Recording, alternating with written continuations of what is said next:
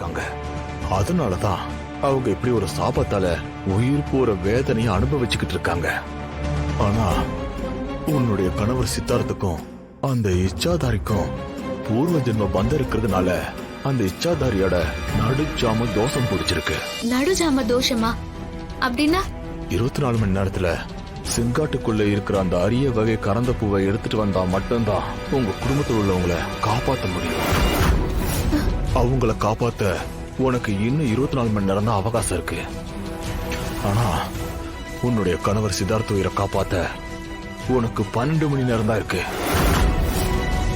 அதுக்குள்ள நீ அந்த கரந்தை பூவோட சார சித்தார்த்துக்கு கொடுக்கலனா சித்தார்த்து மனித உருவத்துல இருந்து பாம்பு உருவத்துக்கு மாறிடுவான். அதுவும் இந்த நடுஜாம முடியறதுக்குள்ள அந்த சார நீ சித்தார்த்துக்கு கொடுத்தே ஆகணும். அப்படி இல்லைன்னா அவனுடைய ஆன்மா மனுஷ ஆன்மால இருந்து முழு இச்சாதாரியோட ஆன்மாவா மாறிடும். என்ன சாமி இப்படி சொல்றீங்க? என் தாடிகார இம்மா பெரிய பிரச்சனையில இருக்கிறானா? சாமி என்ன நடந்தாலும் சரி, இந்த உலகத்துல பிரளயமே வந்தாலும் சரி, நீங்க சொன்னதை நான் செஞ்சிருவேன் சாமி. ராணி, நீ போறதுக்கு முன்னாடி ஒன்னு சொல்ற கேட்டுக்க. நடுச்சாம 12 மணி வரைக்கும் தான் அது செங்காடு, அதுக்கப்புறம் அது சுடுகாடு. உனக்கு இன்னும் ஒரு பகலும் ஒரு இரவும் தான் உனக்கு நேரமே இருக்கு. இன்னும் 12 மணி நேரத்துக்குள்ள அந்த கறந்து பூ எடுத்துட்டு வந்து அந்த சாறு பிழிஞ்சு சித்தார்த்த தீர்த்தம் போல குடிக்க வைக்கணும். அப்போதான் அவனுடைய ஆத்மா இச்சாதாரியோட ஆத்மால இருந்து மனுஷ ஆத்மாவா மாறும்.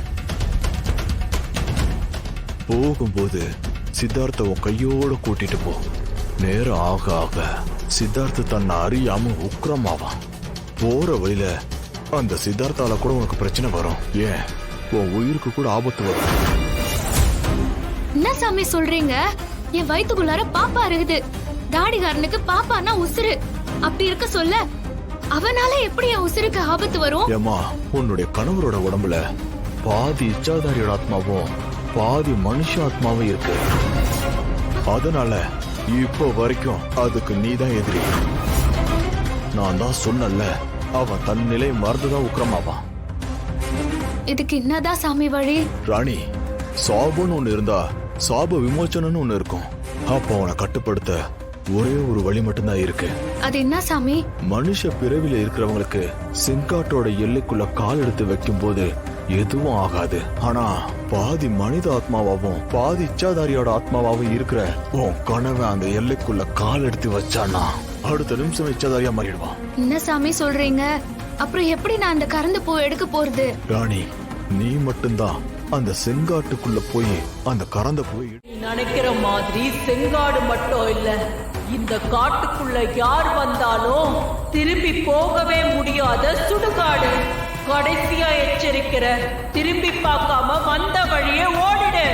எப்படியாவது நான் என்னோட தாடிகாரனையும் என் குடும்பத்தையும் எப்படியாவது காப்பாத்தி ஆகணும். அதுக்கு எனக்கு இத்த விட்டா வேற வழி எதுவும் தெரியல. அவங்கள காப்பாத்த நான் என் உசிரையும் பணைய வைக்க தயாரா இருக்கிறேன். அப்படியா? சரி, நான் உன் தைரியத்தை பாராட்டுறேன். இந்த காட்டுக்குள்ள எப்படி போகணுன்ற வழியை நான் சொல்றேன்.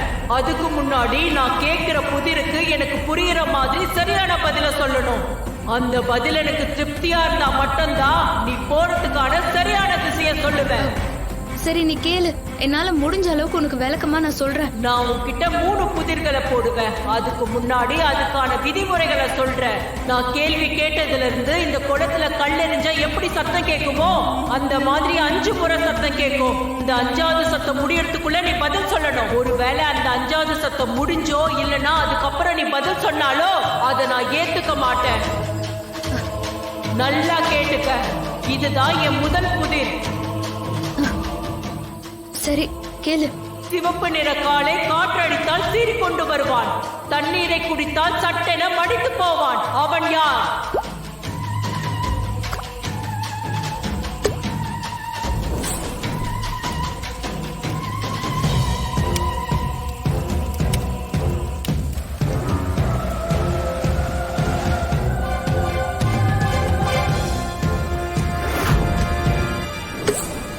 நெருப்பு. பதில் சொன்னா மட்டும் போதாது, அதுக்கான விளக்கத்தையும் சொல்லணும். நெருப்பு கொழுந்து விட்டு எரியும் போது சிவப்பு நிறத்துல இருக்கும். காத்தடிக்கும் போது நெருப்போட சீற்றம் அதிகமா இருக்கும்.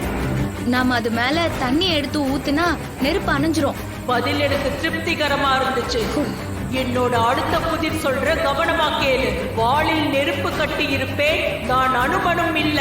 வானத்தில் பறந்திடுவேன், நான் வால் நட்சத்திரமும் இல்ல. நான் யார்? ஐயோ,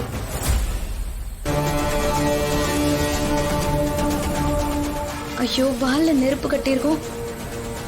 வானத்துல பறக்கணும், ஒருவேளை ராக்கெட்டா இருக்குமோ?